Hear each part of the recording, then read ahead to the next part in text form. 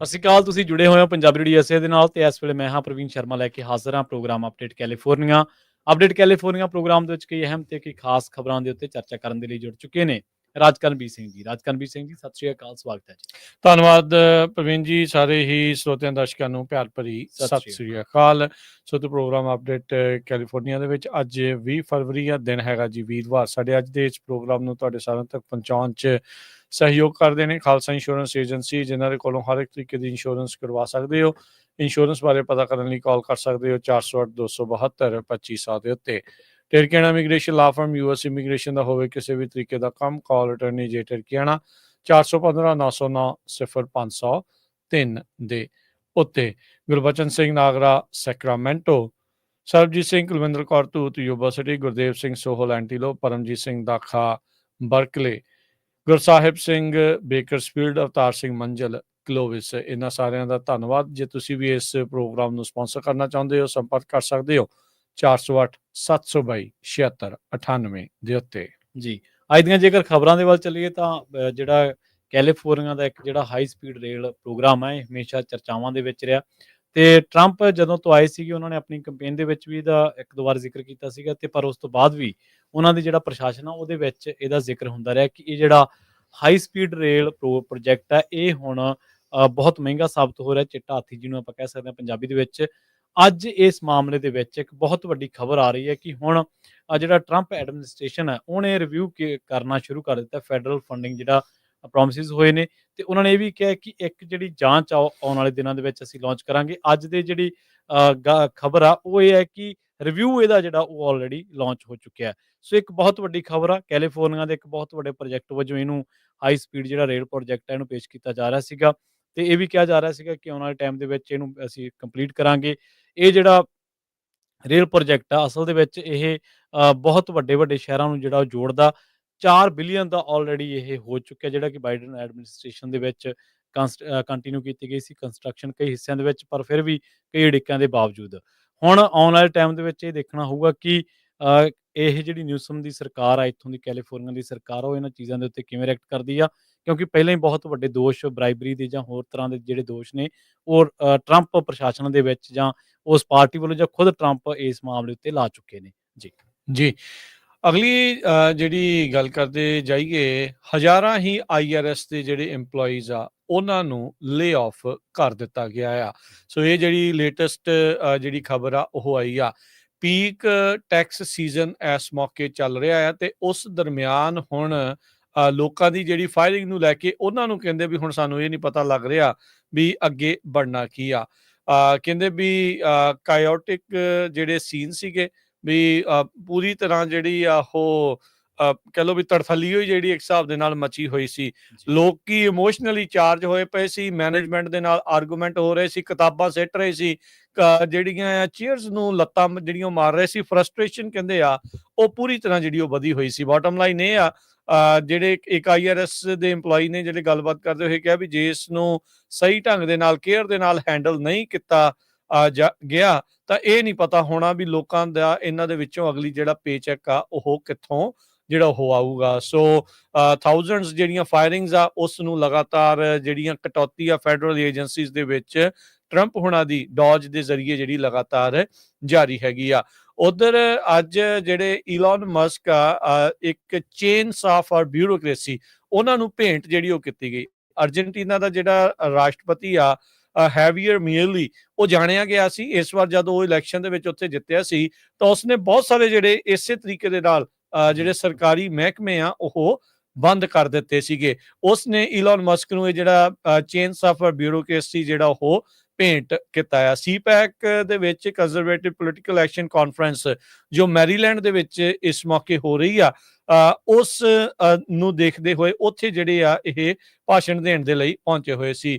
ਉਧਰ ਇਮੀਗ੍ਰੇਸ਼ਨ ਦੇ ਨਾਲ ਸੰਬੰਧਿਤ ਗੱਲਬਾਤ ਦੇ ਵਿੱਚ JD ਵੈਂਸ ਜੋ ਕਿ ਆਪਣੇ ਇੱਥੇ ਉਪ ਰਾਸ਼ਟਰਪਤੀ ਨੇ, ਉਹਨਾਂ ਨੇ ਕਿਹਾ ਵੀ ਜਿਹੜਾ ਇਮੀਗ੍ਰੇਸ਼ਨ ਆ ਉਹ ਇਸ ਟਾਈਮ ਸਭ ਤੋਂ ਵੱਡਾ ਖਤਰਾ ਆ US ਅਤੇ ਯੂਰਪ ਦੇ ਲਈ। ਸੀਪੈਕ ਦੀ ਸਪੀਚ ਦੇ ਵਿੱਚ JD ਵੈਂਸ ਆ, ਉਹਨਾਂ ਨੇ ਇਸ ਗੱਲ ਨੂੰ ਮੁੜ ਜਿਹੜਾ ਆ ਉਹ ਦੁਹਰਾਇਆ ਆ। ਥੋੜੇ ਦਿਨ ਪਹਿਲਾਂ ਇੱਕ ਸਿਕਿਉਰਿਟੀ ਸਮਿਟ ਮਿਊਨਿਕ ਜਰਮਨੀ ਦੇ ਵਿੱਚ ਵੀ ਉਹਨਾਂ ਨੇ ਇਹੀ ਕਿਹਾ ਸੀਗਾ ਵੀ ਯੂਰਪ ਨੂੰ ਬਾਹਰੋਂ ਕਿਸੇ ਹੋਰ ਮੁਲਕ ਤੋਂ ਨਹੀਂ, ਇਨਫੈਕਟ ਉਹਨਾਂ ਨੂੰ ਆਪਣੇ ਅੰਦਰੋਂ ਹੀ ਜਿਹੜਾ ਆ ਤੇ ਜਿਹੜੀ ਮਾਸ ਮਾਈਗ੍ਰੇਸ਼ਨ ਆ ਉਸ ਤੋਂ ਸਭ ਤੋਂ ਵੱਡਾ ਜਿਹੜਾ ਉਹ ਖਤਰਾ ਹੈਗਾ ਆ। ਸੋ ਉਹਨਾਂ ਨੇ ਕਿਹਾ ਵੀ ਇਹ ਜਿਹੜੀ ਸਥਿਤੀ ਮਾੜੀ ਆ, millions and millions unvetted foreign migrants ਜਿਹੜੇ ਆ ਉਹ ਮੁਲਕਾਂ ਦੇ ਵਿੱਚ ਆ ਰਹੇ ਹੈਗੇ ਆ। ਇਹ ਜਿਹੜਾ ਰੈਟੋਰਿਕ ਆ, ਇਹ ਐਡਮਿਨਿਸਟ੍ਰੇਸ਼ਨ ਦਾ ਲਗਾਤਾਰ ਇਸ ਚੀਜ਼ ਦੇ ਉੱਤੇ ਜਿਹੜਾ ਉਹ ਚੱਲ ਰਿਹਾ ਹੈਗਾ ਆ। ਤੇ ਨੈਸ਼ਨਲ ਹਾਰਬਰ ਮੈਰੀਲੈਂਡ ਦੇ ਵਿੱਚ ਜਿਹੜੀ ਕੰਜ਼ਰਵੇਟਿਵ ਵੋਟਰਸ ਦੀ ਸਭ ਤੋਂ ਵੱਡੀ ਜਿਹੜੀ ਕਾਨਫਰੰਸ ਆ, ਉੱਥੇ ਉਹਨਾਂ ਨੇ ਬੋਲਦੇ ਹੋਏ ਗੱਲਬਾਤ ਕਰਦੇ ਹੋਏ ਇਹ ਜਿਹੜਾ ਇਸ਼ੂ ਆ ਉਸ ਨੂੰ ਮੁੜ ਦੁਬਾਰਾ ਚੱਕਿਆ ਆ।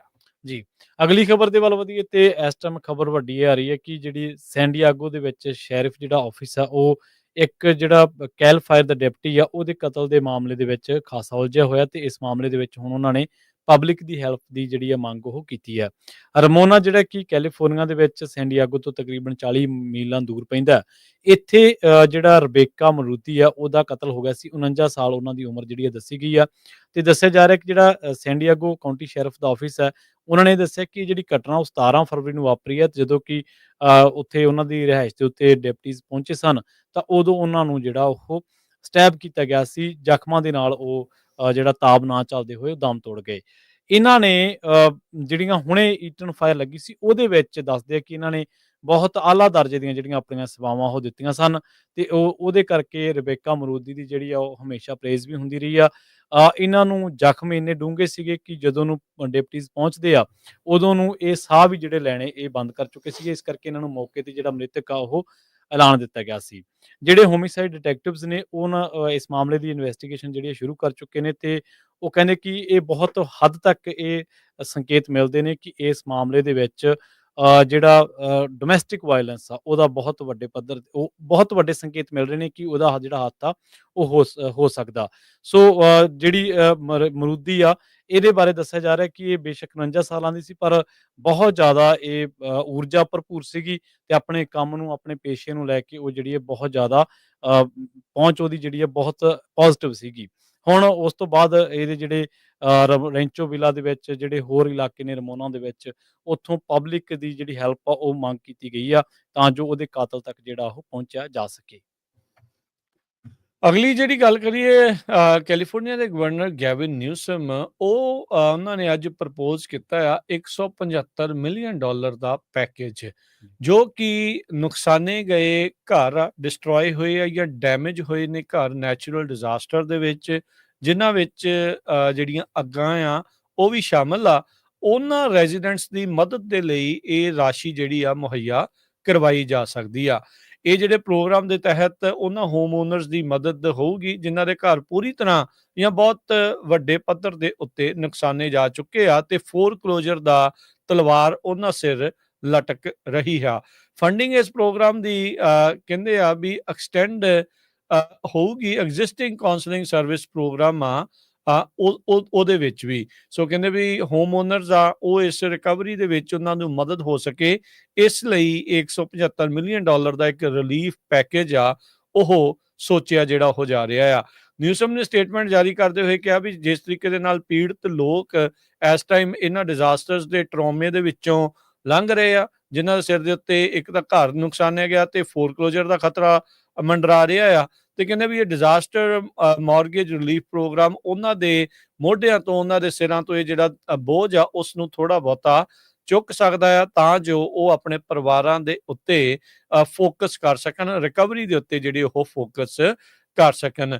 ਇਹ ਜਿਹੜੇ ਸਰਵਾਈਵਰ ਨੈਚੁਰਲ ਡਿਜ਼ਾਸਟਰ ਦੇ 2023 ਤੋਂ ਬਾਅਦ ਦੇ ਵਿੱਚ ਉਹਨਾਂ ਦੇ ਲਈ ਇਹ ਜਿਹੜਾ ਪ੍ਰੋਗਰਾਮ ਹੋਊਗਾ, ਜਿਨ੍ਹਾਂ ਵਿੱਚ ਪਾਰਕ ਫਾਇਰ, ਫਰੈਂਕਲਿਨ ਫਾਇਰ, ਜਿਹੜੀਆਂ ਹੁਣੇ-ਹੁਣੇ ਹੋ ਹਟੀਆਂ ਪੈਲੀਸੇਡਸ ਤੇ ਈਟਨ ਫਾਇਰ ਵੀ ਸ਼ਾਮਲ ਹੋਣਗੀਆਂ, ਜਿਹੜੀਆਂ ਇਸ ਮਾਰਗੇਜ ਅਸਿਸਟੈਂਸ ਦੇ ਲਈ ਉਹਨਾਂ ਨੂੰ ਮਦਦ ਮਿਲ ਸਕੂਗੀ। ਕੈਲੀਫੋਰਨੀਆ ਹਾਊਸਿੰਗ ਫਾਈਨੈਂਸ ਏਜੰਸੀ ਇਸ ਪ੍ਰੋਗਰਾਮ ਨੂੰ ਜਿਹੜੀ ਉਹ ਦੇਖੇਗੀ, ਜਿਸ ਦੇ ਵਿੱਚ $100 ਮਿਲੀਅਨ ਡਾਇਰੈਕਟ ਮਾਰਗੇਜ ਅਸਿਸਟੈਂਸ ਤੇ $25 ਮਿਲੀਅਨ ਜਿਹੜੀ ਐਗਜ਼ਿਸਟਿੰਗ ਪ੍ਰੋਗਰਾਮ ਚੱਲ ਰਿਹਾ ਉਸ ਨੂੰ ਹੋਰ ਐਕਸਟੈਂਡ ਕਰਨ ਦੇ ਲਈ ਜਿਹੜਾ ਉਹ ਦਿੱਤਾ ਜਾਊਗਾ।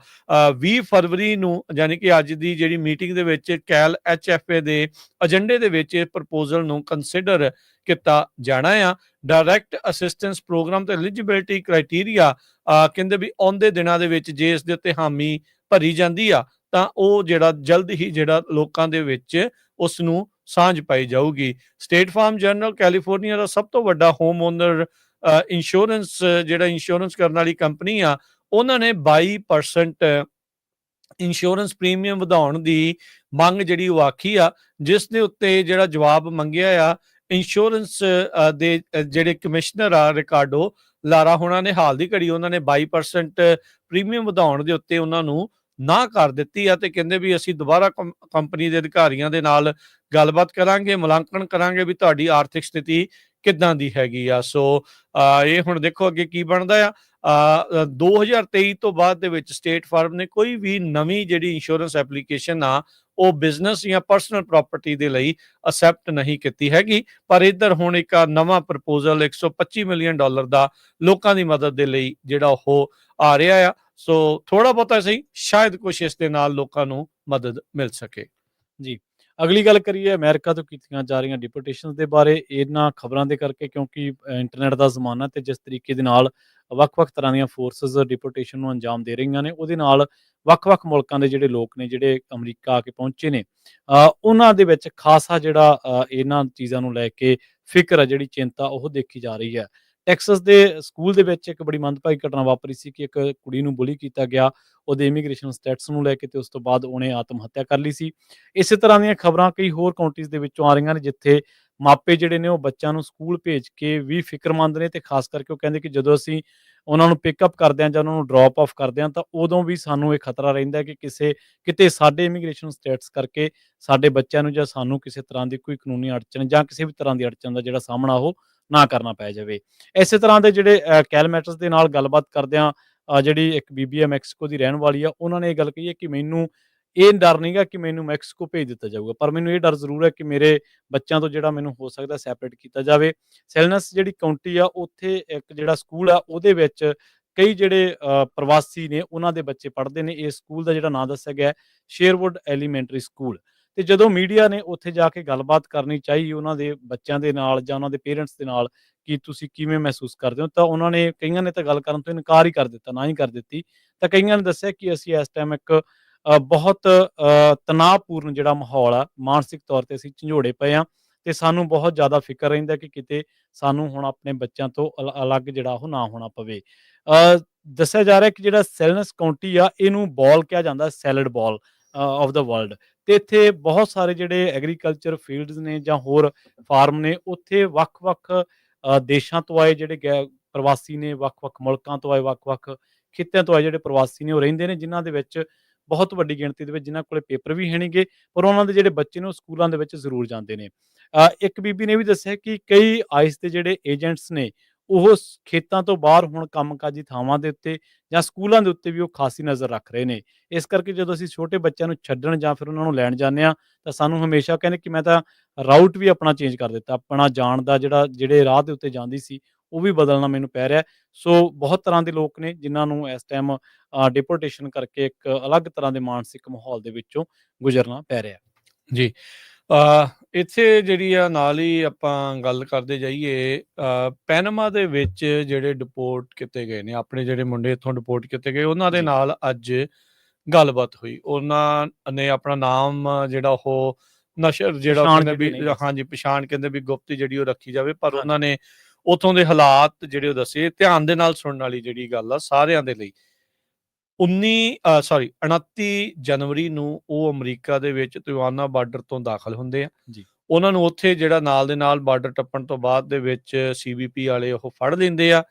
ਕੁਛ ਦਿਨਾਂ ਬਾਅਦ ਉਹਨਾਂ ਨੂੰ 12 ਫਰਵਰੀ ਤੱਕ ਉਹਨਾਂ ਨੂੰ ਜਿਹੜਾ ਪਨਾਮਾ ਦੇ ਵਿੱਚ ਉੱਥੇ ਡੈਕਾਪੋਲਿਸ ਜਿਹੜਾ ਹੋਟਲ ਆ ਉੱਥੇ ਘੱਲ ਦਿੱਤਾ ਜਾਂਦਾ ਆ। ਸੋ ਇਸ ਟਾਈਮ ਤਕਰੀਬਨ 40 ਦੇ ਜਿਹੜੇ ਆ ਭਾਰਤੀ ਮੂਲ ਦੇ, ਜਿਨ੍ਹਾਂ 'ਚ ਪੰਜਾਬੀ ਵੀ ਆ ਤੇ ਹੋਰ ਵੀ ਮੂਲ ਦੇ ਜਿਹੜੇ ਨੌਜਵਾਨ ਆ, ਮੁੰਡੇ ਕੁੜੀਆਂ ਆ, ਬੱਚੇ ਵੀ ਆ, ਉਹ ਇਸ ਟਾਈਮ ਉੱਥੇ ਨੇ ਤੇ ਉਹ ਇੰਤਜ਼ਾਰ ਕਰ ਰਹੇ ਆ ਵੀ ਉਹਨਾਂ ਦੀ ਡੈਪੂਟੇਸ਼ਨ ਫਲਾਈਟ ਕਦੋਂ ਪੰਜਾਬ ਨੂੰ ਜਾਂ ਭਾਰਤ ਨੂੰ ਜਿਹੜੀ ਆ ਉਹ ਜਾਵੇਗੀ, ਕਿਉਂਕਿ ਹਾਲ ਦੀ ਘੜੀ ਤਾਂ ਤਿੰਨੇ ਦੀਆਂ ਤਿੰਨੇ ਫਲਾਈਟਾਂ ਪੰਜਾਬ ਨੂੰ ਜਿਹੜੀਆਂ ਉਹਨਾਂ ਨੇ ਘੱਲੀਆਂ ਹੈਗੀਆਂ ਆ। ਸੋ ਕਹਿੰਦੇ ਵੀ ਆਉਂਦਿਆਂ ਕੋਈ ਬਿਆਨ ਨਹੀਂ ਹੋਇਆ, ਉਹਨਾਂ ਨੇ ਫੜ ਲਿਆ, ਉਹਨਾਂ ਦਾ ਬਿਆਨ ਕਿਸੇ ਵੀ ਤਰੀਕੇ ਦਾ ਕੋਈ ਵੀ ਨਹੀਂ ਹੋਇਆ, ਨਾ ਹੀ ਉਹਨਾਂ ਨੂੰ ਕੋਈ ਸਵਾਲ ਪੁੱਛਿਆ ਗਿਆ। ਪੇਪਰਾਂ ਤੇ ਜ਼ਰੂਰ ਉਹਨਾਂ ਤੋਂ ਸਾਈਨ ਕਰਾਏ ਗਏ, ਫਿੰਗਰਪ੍ਰਿੰਟ ਜਿਹੜੇ ਉਹਨਾਂ ਦੇ ਲਏ ਗਏ ਹੈਗੇ ਆ। ਤੇ ਉਸ ਤੋਂ ਬਾਅਦ ਦੇ ਵਿੱਚ ਕਹਿੰਦੇ ਵੀ ਜਦ ਅਸੀਂ ਉਹਨਾਂ ਨੂੰ ਗੁਹਾਰ ਲਾਈ ਵੀ ਸਾਡੇ ਨਾਲ ਧੱਕਾ ਹੁੰਦਾ ਆ, ਇਦਾਂ ਆ, ਇੱਥੇ ਸਾਡੇ ਰਾਈਟਸ ਆ, ਤਾਂ ਕਹਿੰਦੇ ਵੀ ਉੱਥੇ ਜਿਹੜੇ ਅਧਿਕਾਰੀ ਸੀ ਜਾਂ ਜਿਹੜੇ ਵੀ ਉਹ ਏਜੰਟ ਸੀਗੇ, ਜਿਨ੍ਹਾਂ ਨੇ ਖਾਸ ਕਰਕੇ ਜਿਹੜੇ ਉਸ ਟਾਈਮ ਡਿਟੈਂਸ਼ਨ ਸੈਂਟਰ ਦੇ ਵਿੱਚ ਸੀਗੇ, ਉਹਨਾਂ ਨੇ ਕਿਹਾ ਵੀ ਭਾਈ ਉਹ ਜ਼ਮਾਨਾ ਹੁਣ ਲੱਦ ਗਿਆ, ਇਹ ਬਾਈਡਨ ਨਹੀਂ, ਹੁਣ ਟਰੰਪ ਹੋਣਾ ਦਾ ਕਾਰਜਕਾਲ ਆ, ਇਸ ਟਾਈਮ ਇਹ ਤੁਹਾਡਾ ਕੋਈ ਰਾਈਟ ਰੂਟ ਵਾਲੀ ਜਿਹੜੀ ਗੱਲ ਇੱਥੇ ਨਹੀਂ ਹੈਗੀ। ਉਹਨਾਂ ਨੇ ਸਪਸ਼ਟ ਤੌਰ ਤੇ ਕਿਹਾ ਵੀ ਐਮਰਜੈਂਸੀ ਡਿਕਲੇਅਰਡ ਆ, ਇੱਥੇ ਅਸਾਈਲਮ ਜਿਹੜਾ ਇਸ ਟਾਈਮ ਟੋਟਲੀ ਉਸ ਨੂੰ ਨਾ ਹੈਗੀ ਆ। ਸੋ ਇਹ ਜਿਹੜੀ ਸਿਚੁਏਸ਼ਨ ਇਸ ਟਾਈਮ ਆਪਣੇ ਸਾਹਮਣੇ ਆ। ਸੋ ਖਾਸ ਕਰਕੇ ਉਹ ਲੋਕ ਜਿਹੜੇ ਹੁਣੇ ਉੱਥੇ ਡਿਟੈਂਸ਼ਨ ਸੈਂਟਰਾਂ ਦੇ ਵਿੱਚ ਨੇ, ਜਿਹੜੇ ਫੜੇ ਗਏ ਨੇ, ਹੁਣ ਉਹਨਾਂ ਦੇ ਵਿੱਚ ਕਹਿੰਦੇ ਵੀ ਉਹਨਾਂ ਨੂੰ ਕੈਂਪ ਕੁੰਪ 'ਚ ਕਿਸੇ ਨੂੰ ਵੀ ਜਿਹੜਾ ਉਹ ਨਹੀਂ ਘੱਲਿਆ ਜਾ ਰਿਹਾ, ਡਸ ਨਾਟ ਮੈਟਰ ਉਹ ਕਿਹੜੇ ਮੁਲਕ ਤੋਂ ਆ ਰਿਹਾ ਆ, ਉਹਨਾਂ ਸਾਰਿਆਂ ਨੂੰ ਵਾਪਸ ਹੀ ਜਿਹੜਾ ਡਿਪੋਰਟ ਆ ਉਹ ਕੀਤਾ ਜਾ ਰਿਹਾ ਆ। ਆਰਮੀ ਦੀ ਕਹਿੰਦੇ ਪਲੇਨ ਦੇ ਵਿੱਚ ਉਹਨਾਂ ਨੂੰ ਪੈਨਾਮਾ ਦੇ ਵਿੱਚ ਭੇਜਿਆ ਗਿਆ, ਜਿੱਥੇ ਬੇੜੀਆਂ ਵੀ ਲਾਈਆਂ, ਸੰਗਲ ਵੀ ਬੰਨੇ ਤੇ ਜਿਹੜੇ ਹੱਥਕੜੀਆਂ ਵੀ ਜਿਹੜੀਆਂ ਲਾਈਆਂ ਗਈਆਂ, ਤੇ ਕਹਿੰਦੇ ਵੀ ਦਸਤਾਰਾਂ ਵੀ ਜਿਹੜੀਆਂ ਉੱਥੇ ਲਵਾਈਆਂ, ਪੱਗਾਂ ਵੀ ਜਿਹੜੀਆਂ ਉਹਨਾਂ ਨੇ ਲਵਾ ਦਿੱਤੀਆਂ। ਇਹ ਮੁੰਡਿਆਂ ਨੇ ਉੱਥੇ ਕਨਫਰਮ ਜਿਹੜਾ ਉਹ ਕੀਤਾ।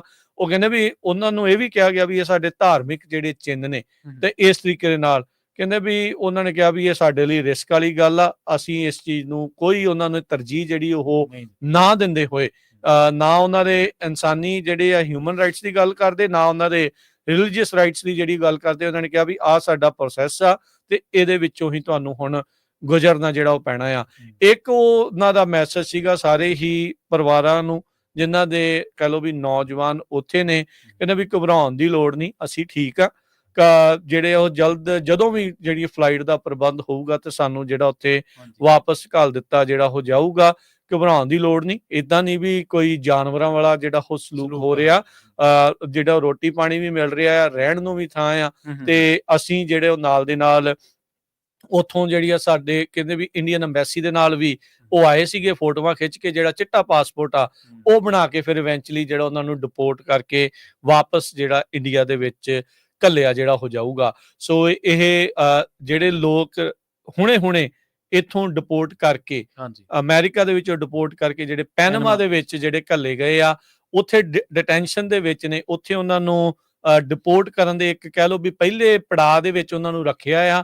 ਉਹਨਾਂ ਦੇ ਨਾਲ ਸਿੱਧੀ ਜਿਹੜੀ ਗੱਲਬਾਤ ਦੇ ਵਿੱਚੋਂ ਇਹ ਤੁਹਾਡੇ ਨਾਲ ਆਪਾਂ ਜਾਣਕਾਰੀ ਜਿਹੜੀ ਉਹ ਸਾਂਝੀ ਕਰ ਰਹੇ ਆ, ਤੇ ਨਾਲ ਹੀ ਉਹਨਾਂ ਨੇ ਹਦਾਇਤ ਵੀ ਦਿੱਤੀ ਵੀ ਭਾਈ ਅਜੇ ਵੀ ਅਸੀਂ ਦੇਖ ਰਹੇ ਆ ਵੀ ਕਈ ਏਜੰਟ ਇਹ ਕਹਿ ਰਹੇ ਆ ਵੀ ਕੋਈ ਨਹੀਂ ਸਾਰੇ ਜਾਣੇ ਨਹੀਂ ਫੜੇ ਜਾਂਦੇ, ਕੋਈ ਐਸੀ ਗੱਲ ਨਹੀਂ, ਤੁਸੀਂ ਅਜੇ ਵੀ ਜਿਹੜਾ ਆਓ। ਕਹਿੰਦੇ ਵੀ ਅਸੀਂ ਉਹਨਾਂ ਲੋਕਾਂ ਨੂੰ ਇਹ ਕਹਿਣਾ ਚਾਹੁੰਦੇ ਵੀ ਬਿਲਕੁਲ ਵੀ ਜਿਹੜਾ ਉਹ ਤੁਸੀਂ ਨਾ ਆਵੋ, ਅਦਰਵਾਈਜ਼ ਜਿਹੜੀ ਆ ਸਿਚੁਏਸ਼ਨ ਬੈਡ ਆ। ਪਾਸਪੋਰਟ ਕਹਿੰਦੇ ਆਪਣੇ ਨਾ ਪਾੜਿਓ ਵੀ ਜਸਟ ਇਨ ਕੇਸ ਜੇ ਤੁਸੀਂ ਫੜੇ ਜਾਂਦੇ ਆ ਤਾਂ ਐਟਲੀਸਟ ਤੁਹਾਨੂੰ ਉਹਦੇ ਉੱਤੇ ਵਾਪਸ ਜਿਹੜਾ ਉਹ ਜਲਦੀ ਘੱਲਿਆ ਜਾ ਸਕਦਾ। ਸੋ ਇੱਥੋਂ ਇਹ ਸਾਫ਼ ਸਪਸ਼ਟ ਪਤਾ ਲੱਗ ਗਿਆ ਵੀ ਇਸ ਟਾਈਮ ਅਮਰੀਕਾ ਦੇ ਸਦਰਨ ਬਾਰਡਰ ਦੇ ਉੱਤੇ ਜਿਹੜੀ ਪਰ ਨਹੀਂ ਮਾਰ ਰਹੀ, ਇਹ ਗੱਲ ਵਾਕਿਆ ਹੀ ਜਿਹੜੀ ਆ ਇਸ ਟਾਈਮ ਕਨਫਰਮ ਆ। ਉੱਥੇ ਬੈਠੇ ਜਿਹੜੇ ਮੁੰਡਿਆਂ ਨੇ ਆਪਣੇ ਨਾਲ, ਅੱਜ ਮੇਰੇ ਨਾਲ ਉਹਨਾਂ ਦੀ ਗੱਲਬਾਤ ਹੋਈ, ਉਹਦੇ ਵਿੱਚ ਉਹਨਾਂ ਨੇ ਜਿਹੜੀ ਉਹ ਸਿੱਧੇ ਤੌਰ ਦੇ ਉੱਤੇ ਜਿਹੜਾ ਉਹ ਦੱਸਿਆ।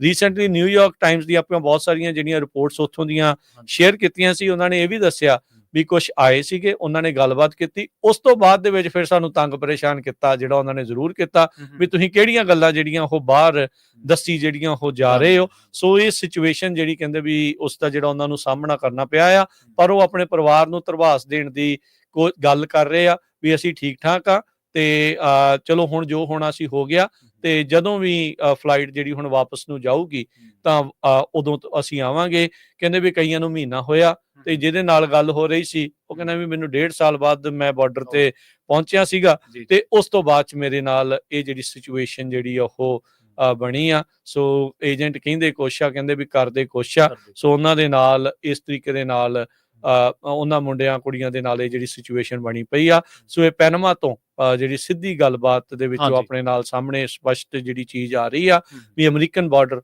ਇਸ ਟਾਈਮ ਟੋਟਲੀ ਸੀਲ ਜਿਹੜਾ ਉਹ ਹੋ ਚੁੱਕਾ ਆ। ਨਹੀਂ ਬਿਲਕੁਲ ਜੀ, ਤੁਸੀਂ ਚੰਗਾ ਕੀਤਾ ਦੱਸਤਾ। ਏਜੰਟਾਂ ਦੇ ਜੋ ਉੱਥੇ ਲੈ ਕੇ ਬਹਿ ਕੇ ਲੱਖਾਂ ਰੁਪਏ ਤਾਂ ਉਗਰਾਏ ਜਾ ਰਹੇ ਨੇ, ਪਰ ਲੋਕਾਂ ਦੀਆਂ ਜ਼ਿੰਦਗੀਆਂ ਦਾ ਕੋਈ ਹਾਲ ਨਹੀਂਗਾ। ਇਹਦੇ ਵਿੱਚ ਇੱਕ ਚੀਜ਼ ਹੋਰ ਐਡ ਆਪਾਂ ਕਰ ਦਈਏ ਵੀ ਜਿਹੜੀ ਇਹ ਪਹੁੰਚ ਆ ਉਹ ਖੁਦ ਪੰਜਾਬੀ ਰੇਡੀਓ USA ਦੀ ਕ੍ਰੈਡੀਬਿਲਿਟੀ ਕਰਕੇ ਉੱਥੋਂ ਦੇ ਨੌਜਵਾਨਾਂ ਵੱਲੋਂ ਕੀਤੀ ਗਈ ਸੀ, ਤੇ ਜਾਣਕਾਰੀ ਜਿਹੜੀ ਆ ਉਹ ਪਛਾਣ ਜਿਹੜੀ ਆ ਉਹ ਨਹੀਂ ਜਗ ਜ਼ਾਹਰ ਕਰ ਸਕਦੇ, ਪਰ ਇੰਨਾ ਜ਼ਰੂਰ ਹੈ ਕਿ ਜਨਵਰੀ ਦੇ ਅਖੀਰਲੇ ਦਿਨਾਂ ਦੇ ਵਿੱਚ 29 ਤਰੀਕ ਮੈਂ ਤੁਹਾਨੂੰ ਦੱਸ ਰਿਹਾ, ਮੈਂ 29 ਨੂੰ ਜਿਹੜਾ ਜਿਸ ਨੇ ਗੱਲ ਕੀਤੀ ਉਹਨੇ ਆਪਣੀ ਜਿਹੜੀ ਉਹ ਗੱਲ ਦੱਸੀ, ਇਹ ਤੁਹਾਨੂੰ ਅਸੀਂ ਦੱਸ ਸਕਦੇ ਹਾਂ। ਹਾਂਜੀ, ਇਹ ਦੱਸ ਸਕਦੇ ਹਾਂ। ਜਨਵਰੀ ਦੇ ਅਖੀਰਲੇ ਦਿਨਾਂ ਦੇ ਵਿੱਚ ਜਿਹੜੇ ਲੋਕ ਆਏ ਸੀ, ਤੁਹਾਨੂੰ ਪਤਾ ਹੀ ਹੋਣਾ ਕੌਣ ਤੁਹਾਡਾ ਰਿਸ਼ਤੇਦਾਰ ਨੇੜਲਾ ਕ੍ਰਾਸ ਕੀਤਾ, ਤਾਂ ਉਹਨਾਂ ਦੇ ਬਾਰੇ ਇਹ ਜਿਹੜੀ ਜਾਣਕਾਰੀ ਆ ਉਹਨਾਂ ਦੇ ਉੱਥੇ ਪਿੱਛੇ ਪਰਿਵਾਰਾਂ ਨੂੰ ਜ਼ਰੂਰ ਦੱਸ ਦਿਓ ਵੀ ਉਹ ਸਹੀ ਸਲਾਮਤ ਨੇ ਪੈਨਮਾ ਦੇ ਵਿੱਚ। ਪੈਨਮਾ ਦੇ ਵਿੱਚ ਜੇ ਉਹ ਹੈਗੇ ਨੇ, ਕੋਸਟਾ ਰੀਕਾ ਚ ਨੇ, ਕਿਤੇ ਨੇ, ਪਰ ਆਪਾਂ ਪੈਨਮਾ ਵਾਲੇ ਦੇ ਨਾਲ ਜਿਹੜੀ ਇਹ ਗੱਲਬਾਤ ਹੋਈ ਸੀ, ਜਿਹੜਾ ਉਹਨਾਂ ਨੇ ਦੱਸਿਆ ਵੀ ਭਾਈ ਇਹ ਜਿਹੜੀ ਸਿਚੁਏਸ਼ਨ ਹੋਈ ਆ, ਬਿਆਨ ਕੋਈ ਨਹੀਂ ਲਿਆ ਜਾ ਰਿਹਾ ਜਿਹੜਾ ਵੀ ਕੋਈ ਬਾਰਡਰ ਤੇ ਆ ਰਿਹਾ, ਤੇ ਉਹ ਕਹਿੰਦੇ ਵੀ ਤੁਸੀਂ ਚਾਹੇ ਜੋ ਮਰਜ਼ੀ ਕਹੋ, ਜਿਹੜੇ ਮਰਜ਼ੀ ਰਾਈਟ ਦੀ ਗੱਲ ਕਰੋ, ਇਸ ਟਾਈਮ ਤੁਹਾਡਾ ਕੋਈ ਰਾਈਟ ਨਹੀਂ।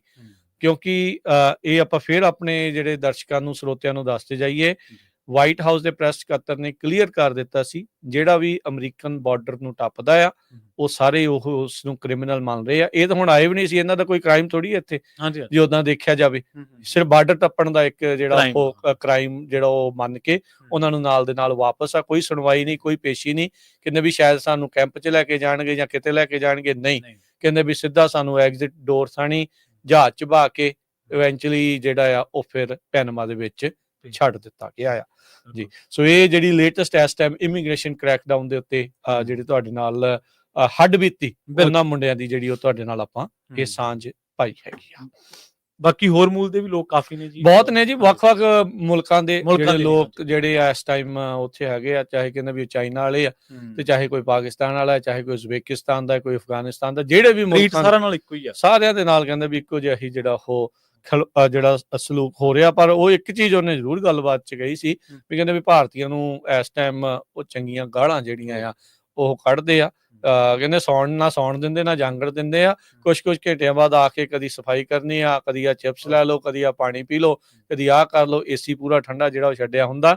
ਸੋ ਇਹ ਸੈਂਡੀਐਗੋ 'ਚ ਕਹਿੰਦੇ ਵੀ ਨਵਾਂ ਡਿਟੈਂਸ਼ਨ ਸੈਂਟਰ ਉਹਨਾਂ ਨੇ ਬਣਾਇਆ ਆ, ਜਿੱਥੇ 2,500 ਤੋਂ 3,000 ਜਿਹੜਾ ਬੰਦਾ ਜਿਸ ਟਾਈਮ ਦੇ ਉੱਤੇ ਉਹ ਉੱਥੇ ਸੀਗੇ ਉਹਨਾਂ ਨੇ ਉੱਥੇ ਡੱਕ ਕੇ ਰੱਖਿਆ ਹੋਇਆ ਸੀ ਜੀ। ਤੇ ਆਪਣਾ ਖਬਰਾਂ ਦਾ ਸਮਾਂ ਰਾਜਕਰਨਵੀਰ ਸਿੰਘ ਜੀ ਸਮਾਪਤੀ ਵਾਲਾ, ਜਾਂਦੇ ਸਟਾਕ ਤੇ ਕਰੰਸੀ ਦੀ ਗੱਲ ਜ਼ਰੂਰ ਕਰਦੇ ਜੀ। ਸਟਾਕ ਦੇ ਬਾਰੇ ਜੇ ਦੱਸਦੇ ਜਾਈਏ ਤਾਂ ਡਾਓ ਜੋਨ 451 ਪੁਆਇੰਟ ਘਟ ਕੇ 44,177 ਦੇ ਉੱਤੇ ਬੰਦ ਹੋਇਆ। S&P 26 ਪੁਆਇੰਟ ਘਟ ਕੇ 27 ਪੁਆਇੰਟ ਘਟ ਕੇ 6100 ਤੇ 18। ਨੈਸਡੈਕ 94 ਪੁਆਇੰਟ ਘਟ ਕੇ 19,962 ਦੇ ਉੱਤੇ ਬੰਦ ਹੋਇਆ। ਸੋਨੇ ਦਾ ਭਾਅ 2900 ਤੇ $47 ਪ੍ਰਤੀ ਆਉਂਸ। ਕੱਚੇ ਤੇਲ ਦੀ ਕੀਮਤ $73 ਪ੍ਰਤੀ ਬੈਰਲ। 10 ਈਅਰ ਯੀਲਡ ਜਿਹੜੀ ਆ ਉਹ 4.5% ਦੇ ਉੱਤੇ ਰਹੀ। ਕ੍ਰਿਪਟੋ ਕਰੰਸੀ 'ਚ ਬਿਟਕੋਇਨ 98,369, ਇਥੀਰੀਅਮ 2,744 US$ ਦੇ ਬਰਾਬਰ ਚੱਲ ਰਿਹਾ ਹੈਗਾ ਆ ਜੀ। ਇਸੇ ਤਰ੍ਹਾਂ ਜੇਕਰ ਕਰੰਸੀ ਦੀ ਗੱਲ ਕਰੀਏ ਤਾਂ ਅੱਜ ਇੱਕ US$ ਦੀ ਕੀਮਤ ਕੈਨੇਡਾ ਦੇ $1 ਤੇ 42 ਸੈਂਟ ਦੇ ਬਰਾਬਰ, ਇੰਡੀਆ ਦੇ 86 ਰੁਪਏ ਤੇ 57 ਪੈਸਿਆਂ ਦੇ ਬਰਾਬਰ, ਪਾਕਿਸਤਾਨ ਦੇ 279 ਰੁਪਏ ਤੇ 35 ਪੈਸਿਆਂ ਦੇ ਬਰਾਬਰ ਰਹੀ ਹੈ ਜੀ। ਇੱਥੇ ਪ੍ਰੋਗਰਾਮ ਦੀ ਸਮਾਪਤੀ ਮੇਰੇ ਰਾਜਕਰਨਵੀਰ ਸਿੰਘ ਵੱਲੋਂ ਤੇ ਪ੍ਰਵੀਨ ਸ਼ਰਮਾ ਵੱਲੋਂ ਤੁਹਾਨੂੰ ਸਭ ਨੂੰ ਪਿਆਰ ਸਤਿਕਾਰ ਸਹਿ ਨਿੱਘੀ ਜਿਹੀ ਸਤਿ ਸ੍ਰੀ ਅਕਾਲ। ਜਿਉਂਦੇ ਵਾਸਤੇ ਰਹੋ, ਹੱਸਦੇ ਖੇਲਦੇ ਰਹੋ, ਸੁਣਦੇ ਰਹੋ, ਦੇਖਦੇ ਰਹੋ ਪੰਜਾਬੀ ਰੇਡੀਓ USA।